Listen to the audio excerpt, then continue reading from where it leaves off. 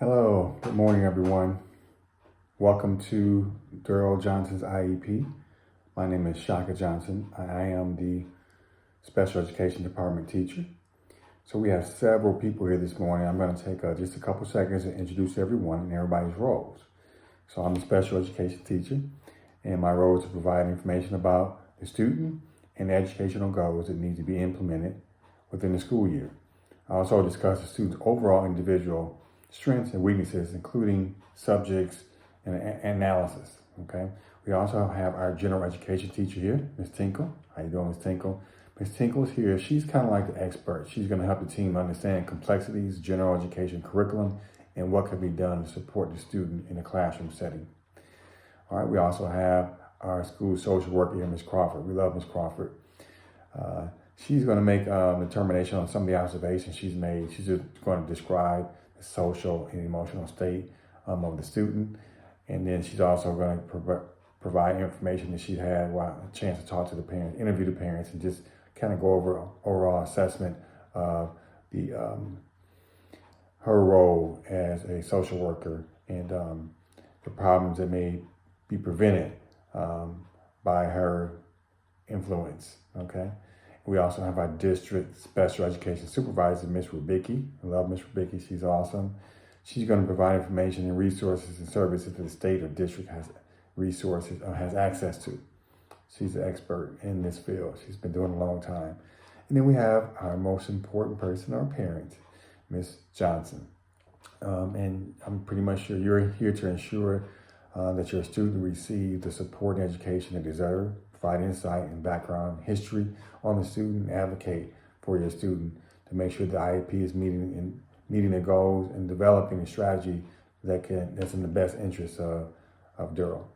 So thank you everybody for being here this morning. And again, we're here for the annual IEP meeting for Daryl Johnson. All right, so just kind of moving right along here. We're going to give Ms. Johnson the parent rights procedural and safeguards. Would you like a copy of that? Okay, awesome. We'll make sure we get you a copy. And then we're going to talk a little bit about the eligibility for Daryl in special education. So Daryl's eligible for, let's take a quick look, for cognitive impairment. And Daryl is qualified for this based on the team's information that we received and also from the prior IEP that was held. Daryl's continuing to receive those same services, and he's eligible through the cognitive impairment. So we'll definitely continue that with that. Okay. IEP progress report. We're going to review the goals and objectives from the current IEP, determine which goals need to be continued and which current levels need to be implemented. So he currently has met his goals with his speech and language. He would not be receiving that. We have a great report from our speech language therapist that said Daryl has currently reached his goals. So he would not be receiving those services. However, he still will be receiving social work and special education services. Okay. So present levels of academic achievement and functional purpose. This information is to be considered, updated, and documented by the team. Okay, so let me go through to his PLAF. All right. So after reviewing the student progress in the general education curriculum and any prior special education goals and objectives, describe how the student assesses or makes progress in the general education curriculum based on grade level, content standards, and the grade in which students enrolled would be enrolled by his age. All right, so let's go right into it. So Daryl's baseline data, his winter NWEA scores. And NWEA is our local score test, I should say, subsidized test that we base some of their progress off of. So baseline data, Daryl in 2021, in the winter 2021, his reading writ was 169, which is a mid first grade equivalent. The score is 5 points lower in the fall. And according to the COVID grading policy last year, Daryl received passing grades in all his classes, and Daryl's reading deficits require him to receive instruction in the adjusted studies reading class that utilizes the essential elements curriculum and is instructed in a small group setting with a special education teacher. The impact on Daryl's education: due to Daryl's limited reading level, he struggles in the area of vocabulary acquisition and understanding of word meaning, and is unable to succeed in general education curricular setting. The results are Daryl will require additional support in reading, and he will be instructed in adjusted studies reading utilizing the essential elements taught by a special education teacher. Daryl will continue to receive special education instruction for 3 hours a day and be mainstreamed into general education for 3 hours a day. While in the general education class, Daryl will receive the following accommodations and modifications, and that is extended time on assignments, tests and quizzes, tests taken in alternate small group setting, tests read to student, tests and assignments modified to accommodate student ability level, assignments and tests reduced, assessing only essential standards being targeted. All right, and that is in reading. So in math, he'll also receive special education services. His winner 2021 NWE Math RIT was 164, which is first grade equivalent. Daryl's delays in mainstream mathematics impact the ability to understand fractions and place values to move forward in a general education curriculum successfully. Daryl will receive math instruction utilizing essential elements instructed by a special education teacher who require additional support in reading. He will be instructed in adjusted studies reading utilizing essential elements taught by a special education teacher. All right, so those are some of the updated present level academic achievement and functional performance. Been evaluated by the team, and we've also stated some of his needs. Now, Ms. Johnson, at this point, do you have any questions, any concerns that you would like to address? Okay, thank you. I'll move forward. All right, so some of Daryl's strengths. All right, let's see. Let's go to some of Daryl's strengths here.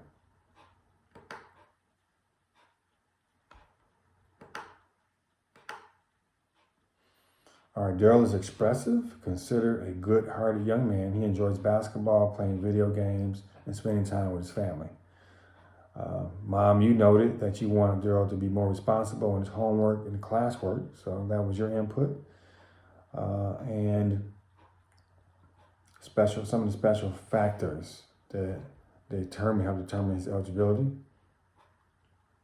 was obviously some of the standardized testing, which is the NWEA, and based on those scores of RIT, those are some of the factors we consider with the placement. Okay,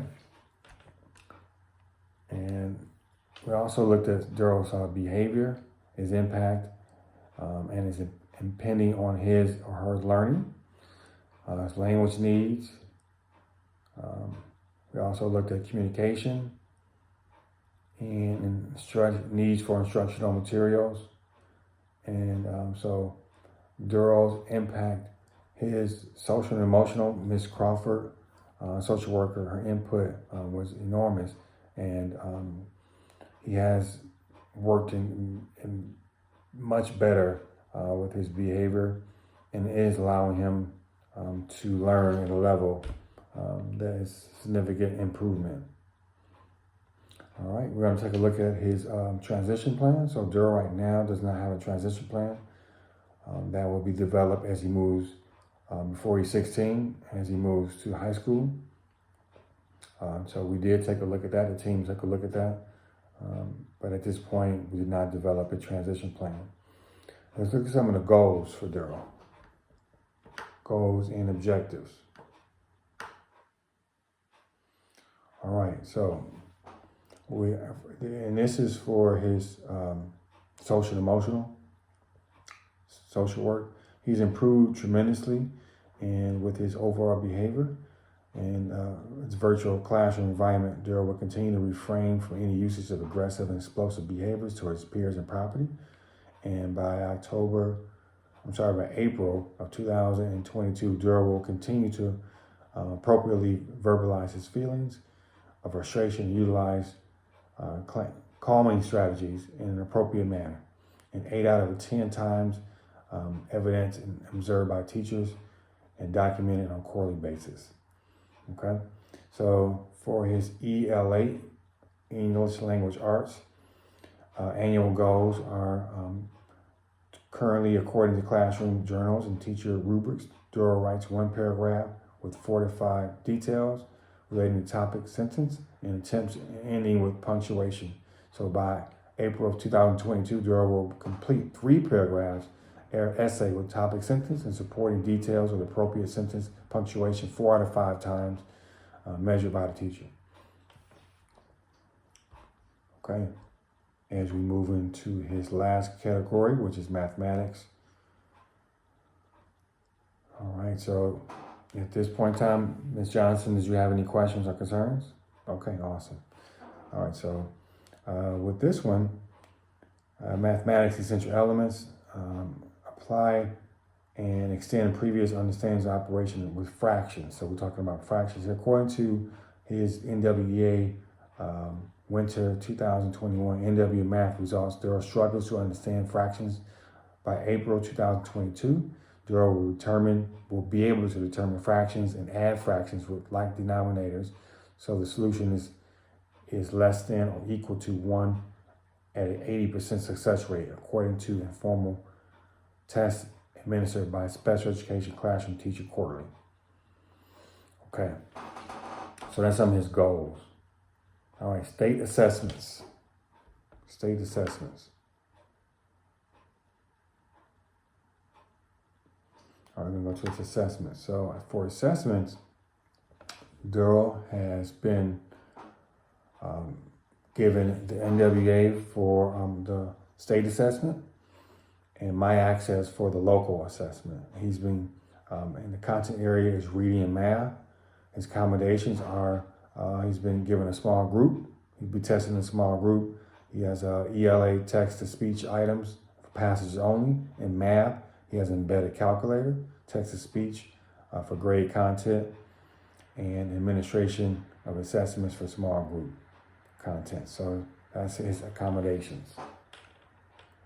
Student support, determining instructional and classroom testing accommodations, supplementary aids and services, and supports for school personnel based on disability. All right, so let's take a look at programs and services. All right, so Daryl is receiving a resource again for his cognitive impairment, a resource program. He's going to be in the resource program from 12 to 15 hours. That's on a weekly basis. Also, he'll be in Gen Ed from 12 to 15 hours. So he'll be splitting his time between Gen Ed and special education classes. He also will be receiving services from the social worker, and that will be from 20 to 30 minutes, 2 to 4 times a month, meeting with the social worker. Okay. Recovery services were reviewed and none are necessary at this time.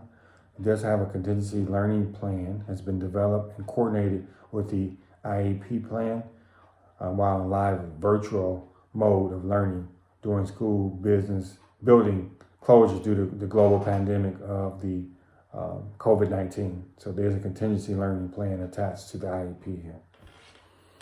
Okay.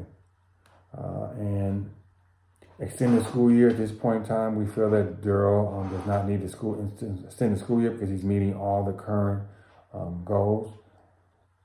Transportation, does not need transportation. He is in the walking distance within the school district. We covered the services. All right. Review and document options considered and accepted. placement outside of regular ed, explain services that are necessary, which are his special education, and meeting outcomes. So for each participant, we're meeting as a team now to make sure we go over all the necessary things that Daryl will need to be successful. FAPE, Ms. Johnson, you've been provided with your FAPE, which is Individuals Disability Education Act, mandates that district provide written notice to parents when the district proposes or refuses to initiate a change in educational placement of the student or provisions of free, appropriate public education. So you did receive that, and we went over that earlier. You will receive a copy of that. So now I'd like to thank everybody for coming to the meeting today. Thank you, obviously, Ms. Johnson, for making time to meet with us. Thank you, Ms. Rubicki, our district representative, Ms. Crawford, our social worker, Ms. Tinkle, our general education teacher. And it was a great pleasure to speak to everyone today. Thank you. Have a great day.